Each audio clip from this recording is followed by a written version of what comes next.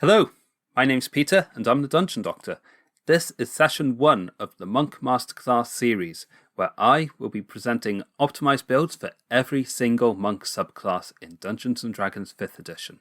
In this video, we're going to start strong by taking the most challenging monk subclass and making something that really feels special at the table. Today, we'll be optimizing the Soaring Soul Monk. I'll talk about why we'd want to play this class, I'll look at their subclass features and how we can use them, and finally I'll present a potent build option using the Soaring Soul Monk. I'm excited to show you what I've got, but first, let's go somewhere more comfortable.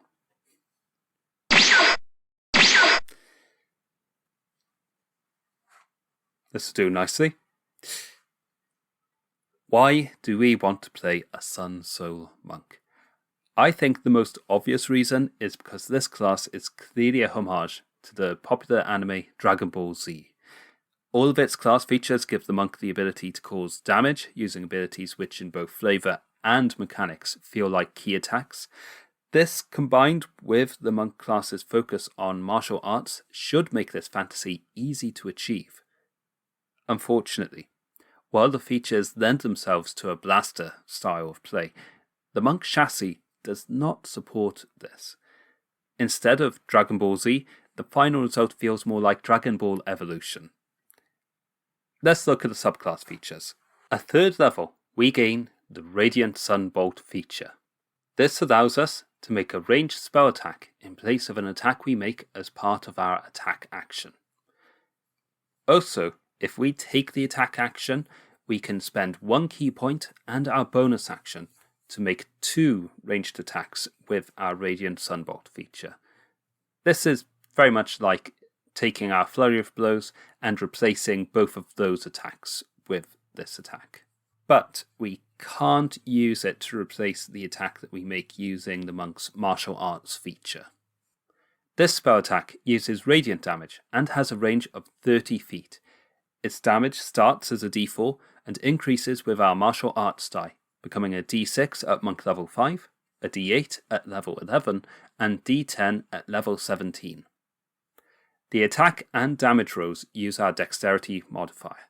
An interesting thing about this feature is that unlike the unarmed strikes we make using our martial arts feature, we can still use this feature while wearing armor or while wielding non-monk weapons. Additionally, there's no requirement that we even need a free hand to use this attack, as it's not a weapon, and there are no somatic components to it.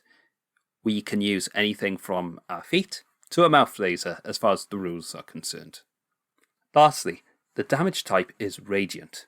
Very few creatures are resistant to this damage type, and a few are even vulnerable to it. In addition to this, some creatures lose powerful abilities like regeneration when they take radiant damage. It's an excellent damage type for us to have. Now for the bad news. These attacks are ranged spell attacks, but they're not considered a spell. They are also not considered weapon attacks. This means that there are actually very few ways to increase the damage we can do with these attacks. But there are a couple which we can use, which we'll see later. At 6th level, we gain the Searing Arc Strike feature. This allows us to cast Burning Hands as a bonus action using 2 key points after we take the attack action. We can upcast it by adding additional key points with a maximum level equal to half our monk level. This is a useful option to have, and is useful if we can get in a position to hit multiple creatures. Because it's a bonus action, this means we can potentially use this to do a burst of area damage in addition to the 2 attacks we get from the extra attack feature. At 11th level, we gain the Searing Sunburst feature.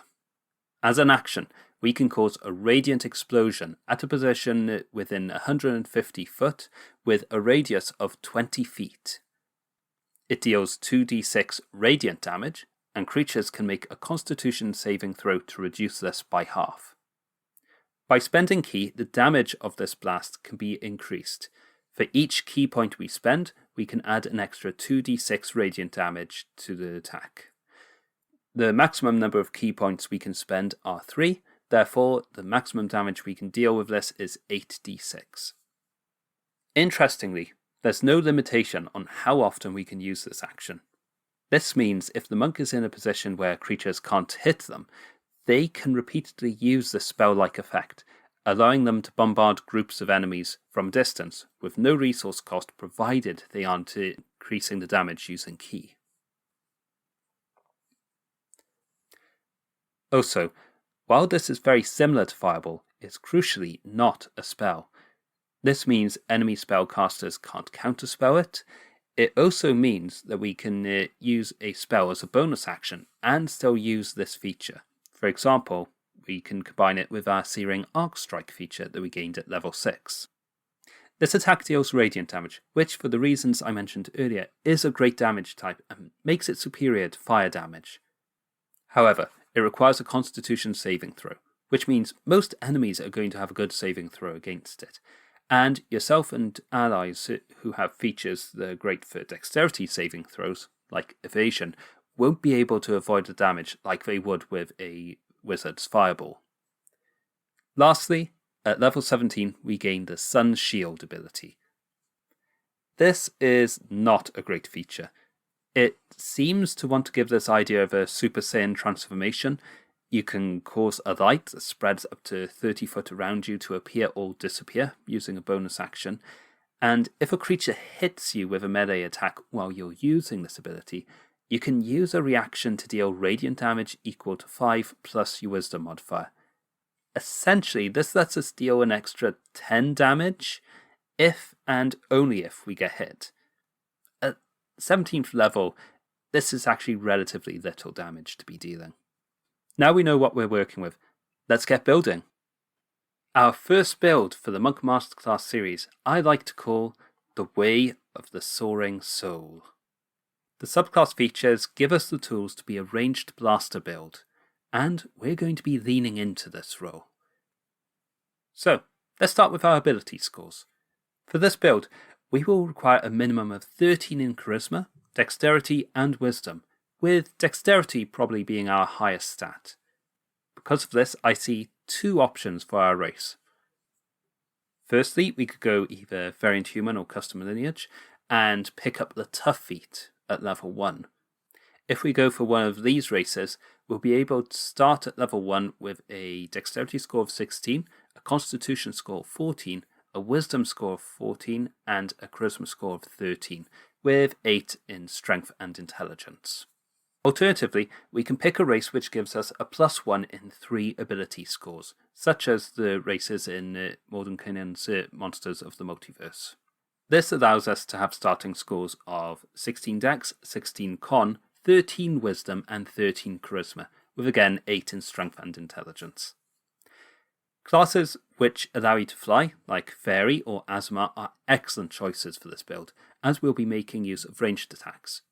Also Harengon, as their initiative bonus works well with this build's high dexterity. Also, the Harengon's Rabbit Hop feature will give characters more mobility and the ability to disengage more easily, again supporting a ranged character build. For our background, we don't require any particular skills, however I recommend picking up Stealth here or from the Monk class, as we will have a high dexterity score. I also recommend picking up a skill like Persuasion, as we will have a +1 to our Charisma. Unlike most monks, we can contribute in social encounters. At level 1, we'll be picking up Monk. This character starts their journey as a monk, with no additional abilities or features. They might be a bit tougher than most creatures, but otherwise nothing particularly special about them. But as we will see, they have a lot of potential, and eventually they will become a legendary and powerful warrior.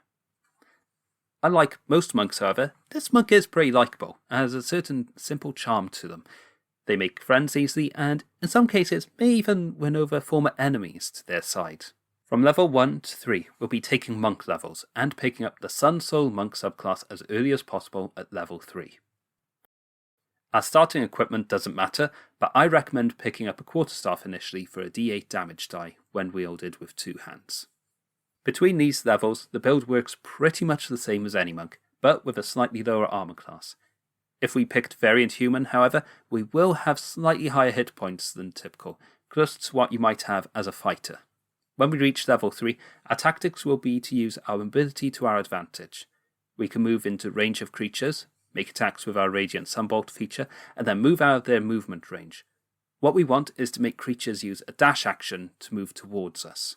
If a creature is in melee range of us, we have a few options. We can switch to making melee attacks and try to finish them off quickly. We can go on the defensive and dodge, either using the dodge action or patient defense. Or, if we have enough space, we can try to lead them away from the rest of the party again, possibly using the Step of the Wind feature to disengage or dash away. Because we have high mobility and can easily make both ranged and melee attacks, we're at our best when we're using our positioning to lead creatures around, either away from spellcasters or towards damage dealers. At level 4, perhaps our monk's potential and charm has attracted the interest of some higher power, perhaps a benevolent celestial guardian or a malevolent god of destruction. Whatever the case may be, we'll be taking one of the most underpowered subclasses and combining it with the most overpowered subclass, the Hexblade Warlock.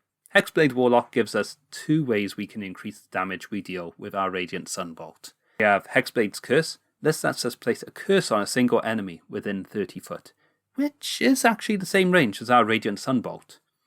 This will allow us to add our proficiency bonus to the damage we deal with every attack, and it lets us get a critical hit on either a 19 or a 20. This is great, as we can gain this modifier to all our attacks against that target, and we can have higher odds of critting due to the sheer number of attacks we make as a monk. We also gain temporary hit points equal to our Warlock level, plus our Charisma modifier, which is always welcome. However, this is only usable once per short rest. Thankfully, as a Warlock, we get an additional way to increase our damage. As a Warlock, we gain access to 2 spells of our choice from the Warlock spell list. For this, I would choose the Shield spell, which we get as a Hexblade Warlock, and the Hex spell. Hex is a great option if we have already used our Hexblade's Curse this short rest. I'd prefer to use Hexblade's Curse as opposed to Hex, as Hex uses our concentration and one of our few precious spell slots, which we might want to use for Shield instead. But Hex can also be used on subsequent turns to target new creatures, so it can potentially last for multiple combats. We also gain 2 cantrips. For this, I would pick Blade Ward and Booming Blade. Booming Blade is a cantrip which requires we make a weapon attack against a creature using our action. Because we now have proficiency in martial weapons from the Hexblade Warlock, we can make this attack using a rapier, which has a d8 damage die, and still use our dexterity. When we hit, we deal our damage as normal, and the creature is wrapped in booming energy. If the creature willingly moves on its next turn, then it takes a d8 of thunder damage. At level 5, the secondary damage increases to 2d8, and it deals an additional d8 of thunder damage on the initial attack.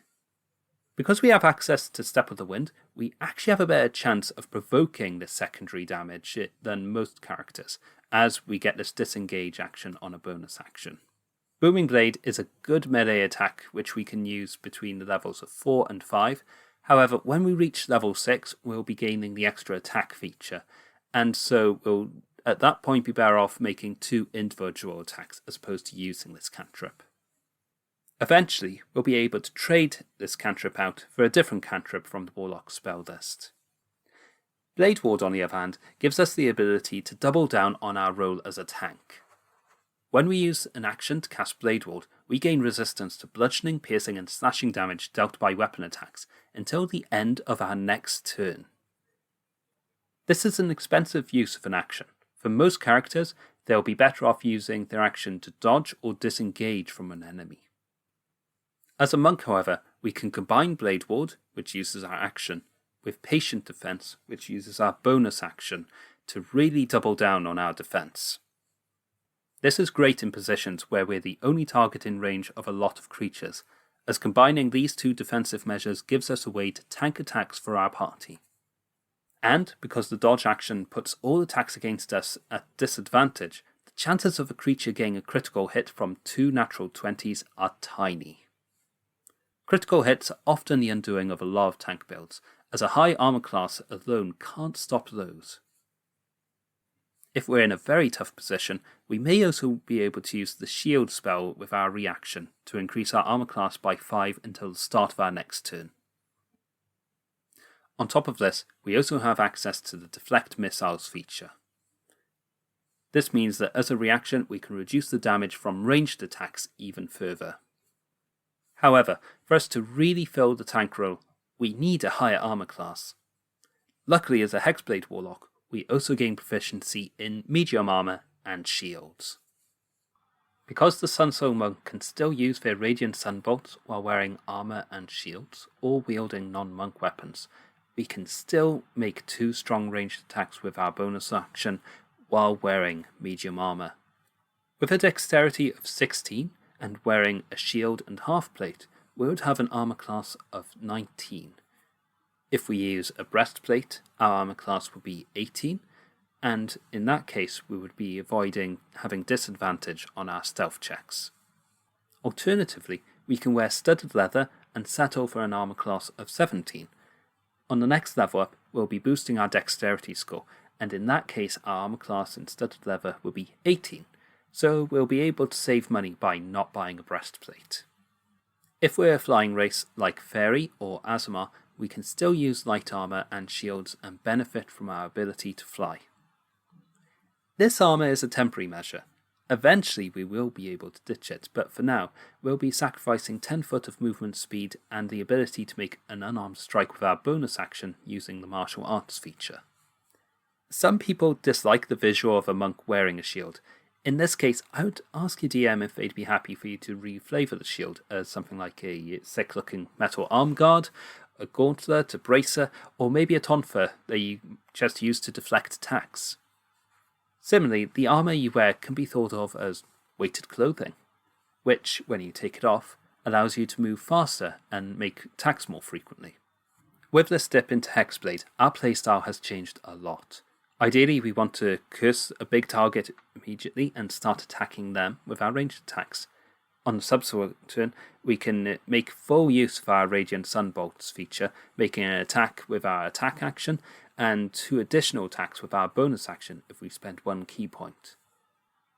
This means, if we use Hexblade's Curse, on the following turn, we can deal up to 3d4 plus 9 plus 6 radiant damage, for a average damage of 22.5. If we use Hex, the damage we can deal is 27 damage on average.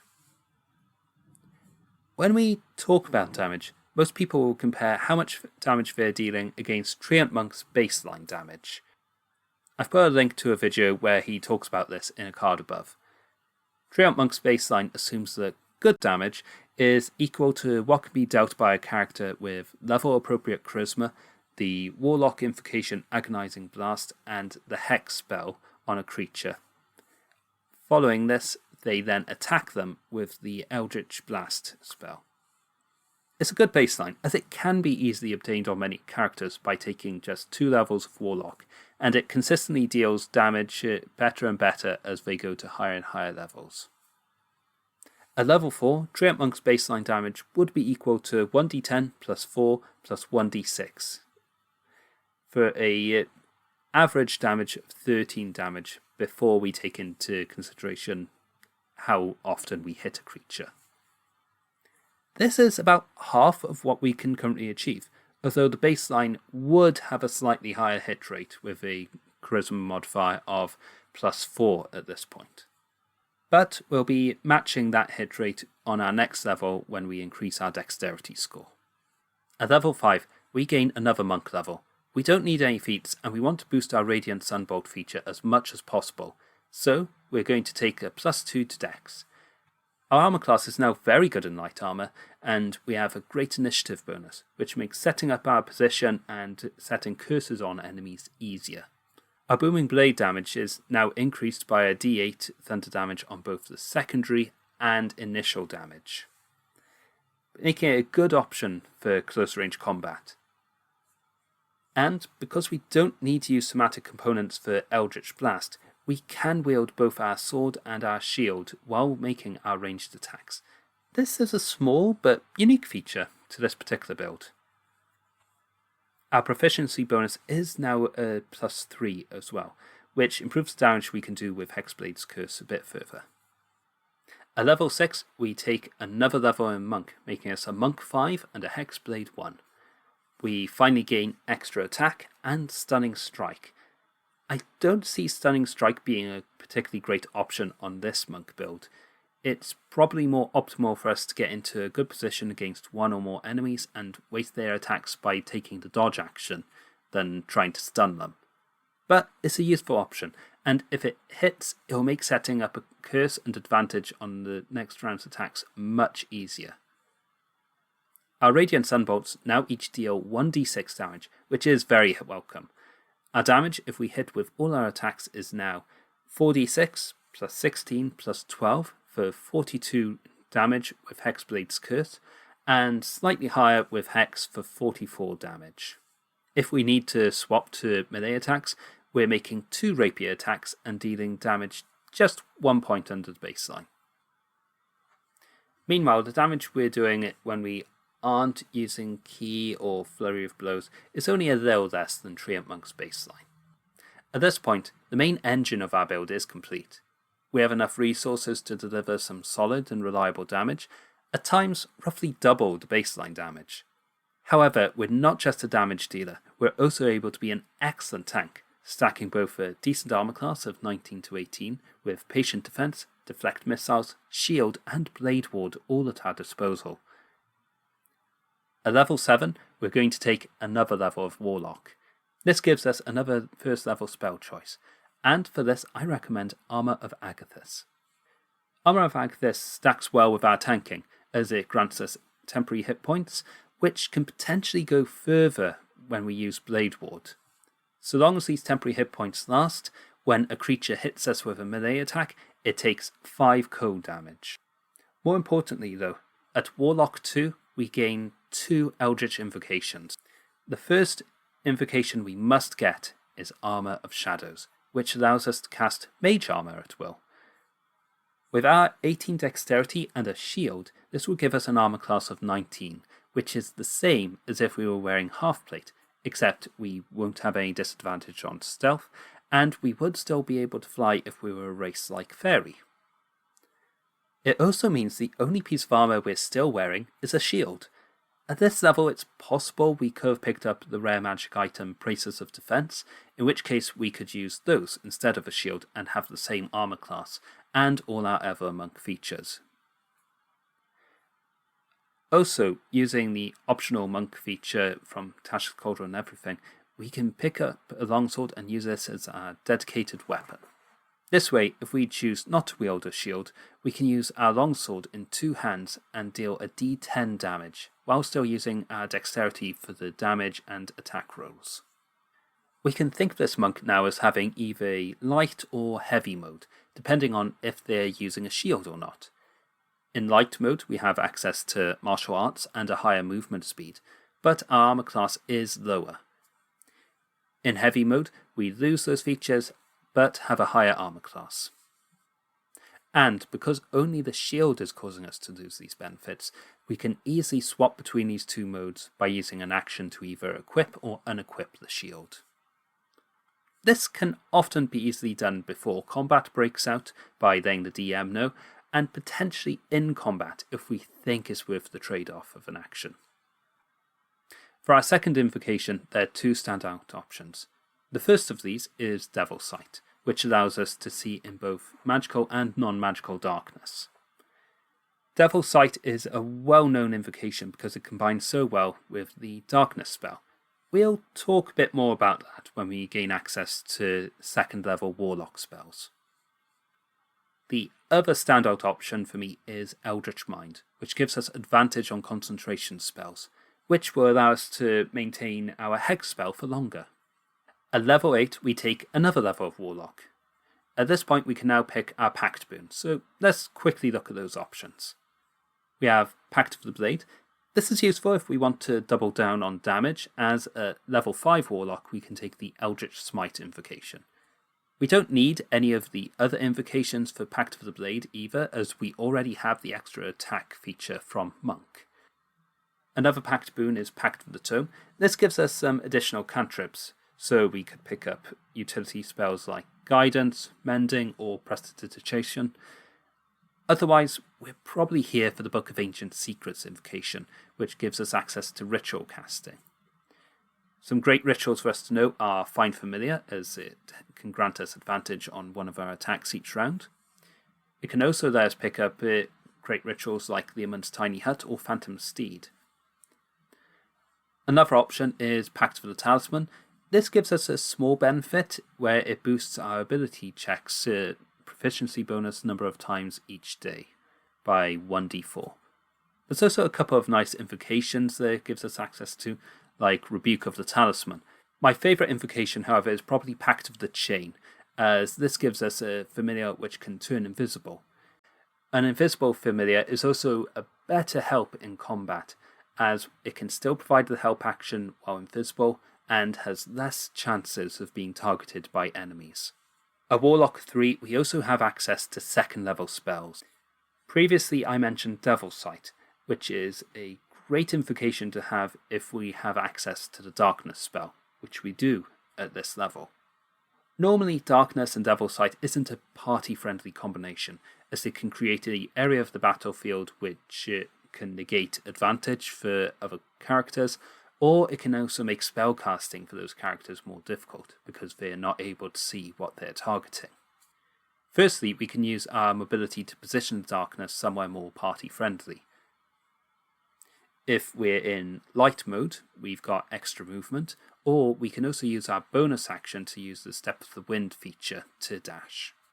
Additionally, we can use our Radiant Sunbolt feature to make ranged attacks, so we don't need to envelop an enemy in darkness for us to gain the benefit of the Darkness spell.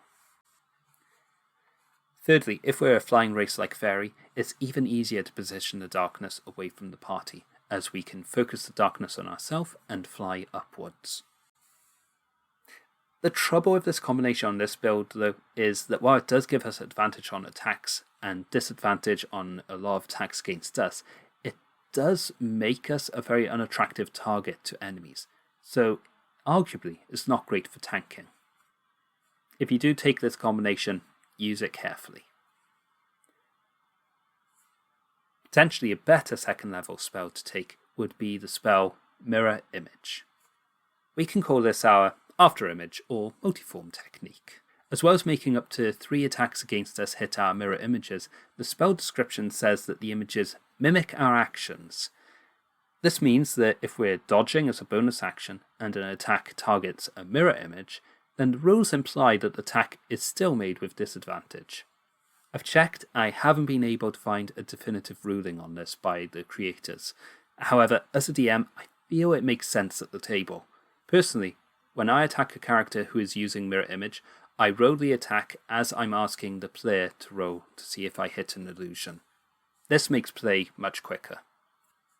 As a DM, I don't want to have to wait for the player to tell me what I'm hitting before I roll the dice, as this does really slow down gameplay. Because of this, the roll is being made with advantage or disadvantage before I know if I'm hitting the illusion or not. That being said, check with your DM how they will rule this. I don't see it affecting our decisions too much, however. If attacks against our illusions are being made with disadvantage, then there's a good chance that the illusion won't be destroyed. The illusion's armor class is 10 plus our dexterity modifier, so this spell complements our multiclass really well. Another great potential spell on this build is Shadow Blade. Shadow Blade is a second level spell which requires a bonus action to cast. The shadowy blade it conjures is a simple melee weapon with the finesse property. Therefore, it counts as a monk weapon. I like to think of this as how sometimes energy blades are wielded in Dragon Ball Z. We have Shadow Blade active, we can make 2 attacks with it with our action. This is good damage, as each attack deals 2d8 psychic damage in addition to our dexterity modifier. At 3rd level, the damage increases to 3d8. Additionally, if we're using Tasha's Cauldron of Everything's optional features, if we spend a key point as part of our turn, we can use a bonus action to make an additional attack with Shadow Blade. I think this is a really useful spell to pick up and has a great potential for increasing our damage output as we get into higher levels. Other spells we may want to pick up include Invisibility, Misty Step, Spider Climb, and Lesser Restoration. But I think Mirror Image and Shadow Blade are the must-haves. At level 9, we're picking up Warlock again. We're now Warlock 4 and Monk 5. We gain an additional cantrip, and using the optional features in Tasha's Cauldron of Everything, we can trade out Booming Blade for another cantrip, as with extra attack, Booming Blade is giving us less damage. We can grab our favourite cantrips, maybe Mage Hand for a bit of telekinesis, Prestidigitation to clean our clothes, etc. We can also pick an additional spell of our choice, but there's nothing new here from what we've said on the last level. However, at Warlock 4 we do gain an additional ability score increase. This lets us bring our dexterity score to 20. This makes our armor class without a shield a very respectable 18 and a 20 when using a shield. Also, we now have a +5 modifier to all the attacks we make with the Radiant Sunbolts feature. For level 10, we're going to take one last level in Warlock, so we're now a Monk 5 and a Warlock 5. This grants us access to 3rd level spells and an additional invocation. I think the must-have spell from the Warlock spell list here is Fly. Not only does this help fulfill the fantasy of the Dragon Ball Z style monk, it's also a practical choice on this build. As we rely on ranged attacks, Fly gives us the ability to attack enemies repeatedly, often while safely out of their reach. Enemies wielding ranged weapons can still hit us, but we have deflect missiles to help keep us airborne. If we are knocked out of the air, we have Slow Fall to help mitigate the damage, making flight a much safer defensive spell for us than it might be on other characters. Lastly, our unarmoured movement grants an increase to our speed, not just our walking speed. This means that instead of a fly speed of 60, our fly speed will start at 70 feet, and can get faster with higher monk levels. If we also use Step of the Wind, we can move up to 140 feet and still have our action available to us. We can also train out one of our other spells and pick up a 2nd, 3rd level spell. Blink is a tempting pick because of how closely it resembles the instant transmission technique, but we can also pick more practical spells like Counterspell or Thunderstep. In addition, Hex is now cast as a 3rd level spell, which means provided we can maintain concentration on it, this spell can last up to 8 hours, so there's no good reason why we couldn't have this active in most encounters. For our invocations, I think it's very important we now have Eldritch Mind if we don't already. Also, I think a great invocation for emergencies is Tomb of the Vistas, as this can potentially save us in a bad position by giving us a lot of temporary hit points all at once. Also, if we went with Pact of the Chain, we can get the invocation Gift of the Ever-Living Ones. If we roll a dice to heal any damage while our familiar is within 100 feet of us, then we treat that dice as being its maximum value. This helps us fill our tanking role much more effectively. At 10th level, I think our journey in Warlock is done. We don't get much by going to 6th level, as the Hexblade 6th level feature is quite circumstantial, and I don't see us getting a really great 4th level spells when we reach level 7. So instead, we're going to return to Monk. At 11th level, we gain a 6th level in Monk. Our unarmed strikes are now magical, and our speed boost is 15 feet, which pairs nicely with the fly spell. We also gain the Soaring Soul's 6th level feature, Searing Arc Strike. I think if we have Hex or Hexblade's Curse on a target, it's hard to justify using our key on this. But if we have 3 enemies in a good position, it may be worth using. Given it's a bonus action as well, we can also focus our attacks on one of the creatures in its range with unarmed attacks or Radiant Sunbolts as part of the same round. Also, if we're flying, then we can make the Burning Hand spell affect a 15 by 15 square or circle rather than a cone shape, which makes hitting multiple enemies potentially easier. Finally, for our 12th level campaign capstone, we gain 2 great features. At Monk 7, we gain evasion, which means effects requiring a dexterity save only deal half damage against us. They also deal no damage if we do succeed on the save.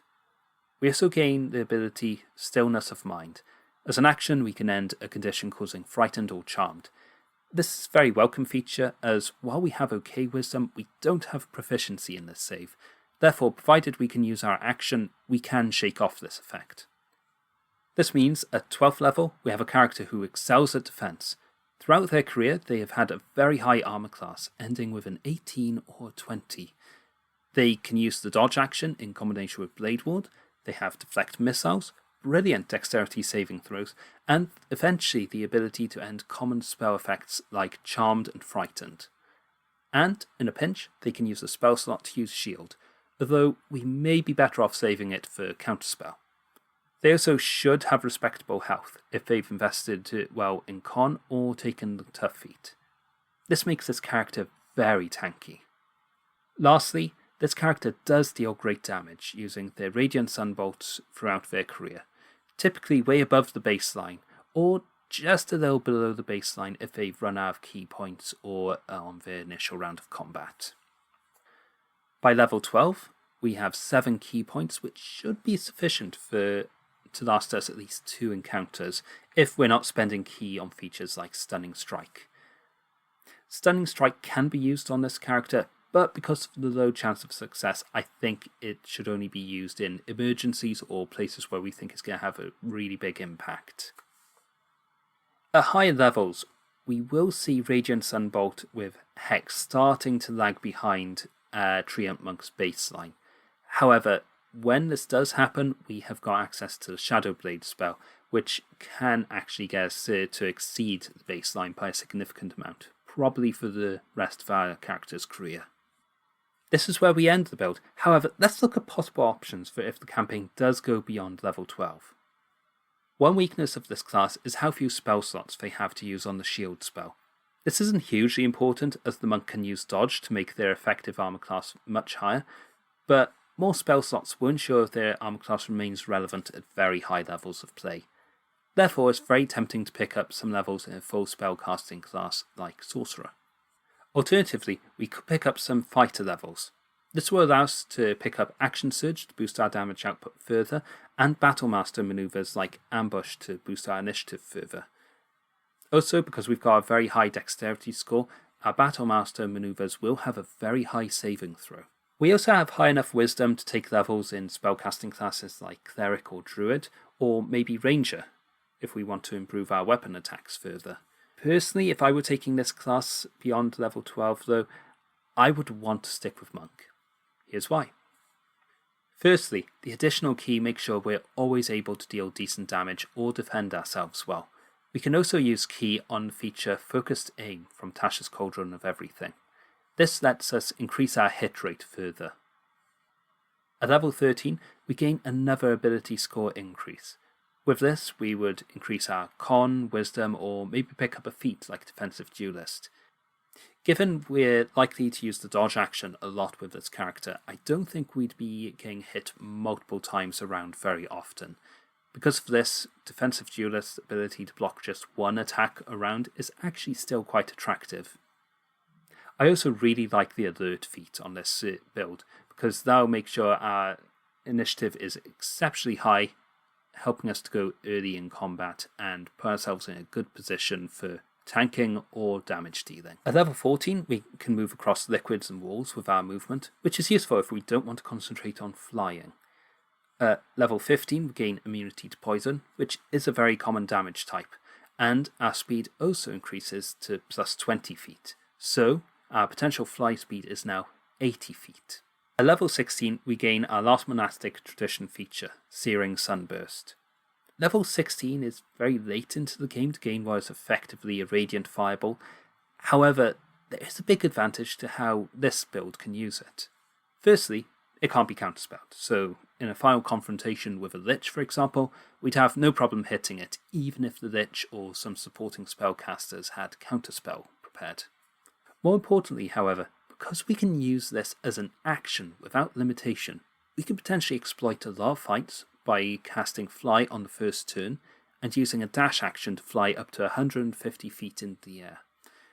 Then, for up to 10 minutes, we can use our action to bombard the battlefield, castle, or small city with either strong or weak radiant fireballs. Flying enemies will also struggle to keep up with us because of our high flying speed. Note that the fly speed of an ancient red dragon is actually the same as ours at 80 feet.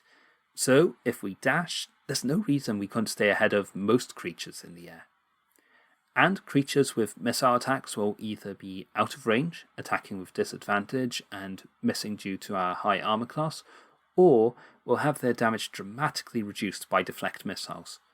And most spell attack ranges are far below 150 feet. I like to think of this as being similar to how the Saiyans would often just blast whole cities while flying up in the air, completely safe and pretty much unstoppable. It's a bit of a terrifying exploit when you think about it. At level 17, we gain another ability score increase. If we've been boosting our wisdom rather than taking feats, then our wisdom at this point could be as high as 18. This means that our unarmored defense is finally better than what we'd have from mage armor. Personally though, I think we're probably better off boosting our constitution or taking fun feats at this level. But it would improve our key saving throws for features like Stunning Strike or Radiant Fireballs. At level 18 we gain Tongue of Sun and Moon, which allows us to communicate with any creatures no matter what languages they speak.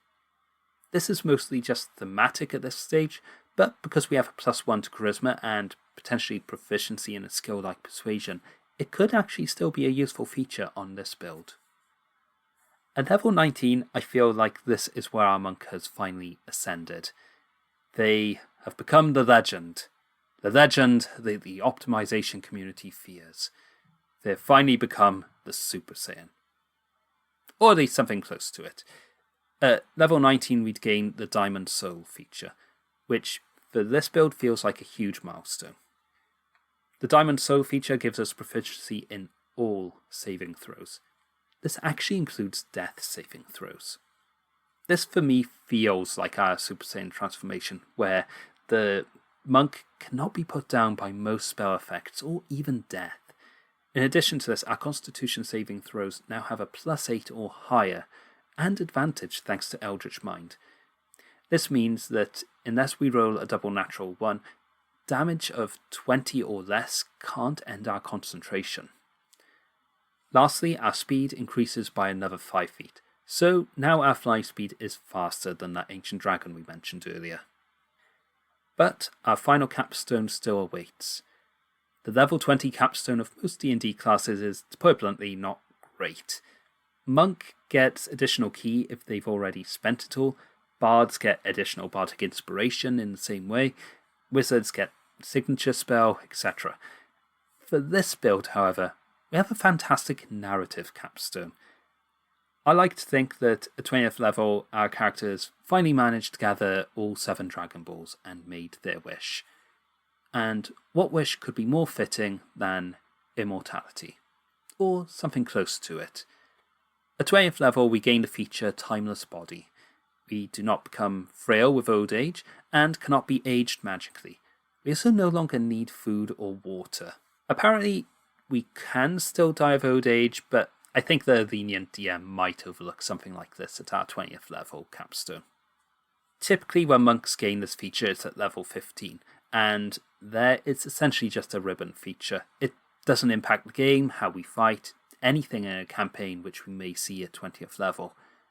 But as a feature we gain at the end of a campaign, when the party's story is coming to an end, I don't think I can think of a more fitting way to end things. So ends the story of the way of the Soaring Soul Monk. But what do you all think? Have I managed to save the Sun Soul Monk? Do you think there's anything you would have handled differently? What subclasses would you want to see me cover next? Please let me know your thoughts in the comments below, and I'll do my best to respond to them. If you liked this video, I hope you'll consider subscribing to my channel. I'm hoping to upload new videos on a weekly basis. For the next session of my Monk Masterclass, I'll be taking on the second most infamous monk subclass, the Way of the Four Elements Monk.